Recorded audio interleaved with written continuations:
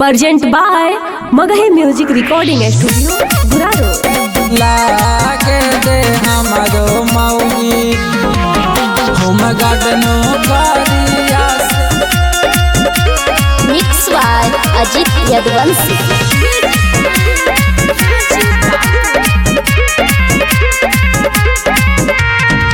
लागे दे हमारो मौगी हम गार्डनो करिया से किनिए के दे बहुतोरा किनिए के दे बहुतोरा।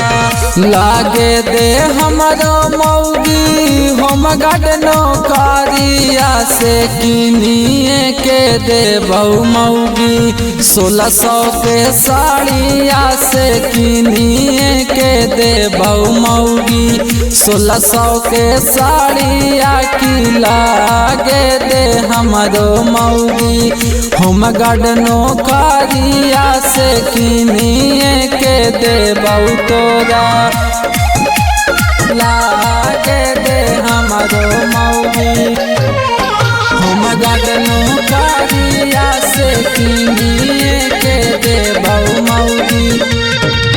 पेन्हिए के साड़ी मौगी खूबे झमकई है गे तानी ना लजाई है मौगी तानी ना शरमाई है गे तानी ना शरमाई है गे। 1600 के साड़ी पेन्ही खूबे झमकई है गे तानी ना लजाई है मौगी तानी ना शरमाई है गे। मिलते सैलरी मौगी घरे हम आई बहु से किनिए हम दे बहु मौगी 1600 के साड़िया से लागे दे हमारो मौगी हम गार्डनो करिया से किनिए के दे बहु मौगी 1600 के साड़िया से लागे दे हमारो मौगी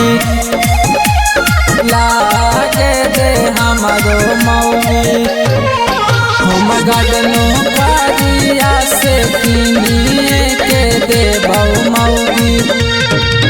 पदमो धपिया हवा के लागे देहनो करिया किनिए के लाए बहु मौगी जोड़े जोड़े साड़िया जोड़े जोड़े साड़िया।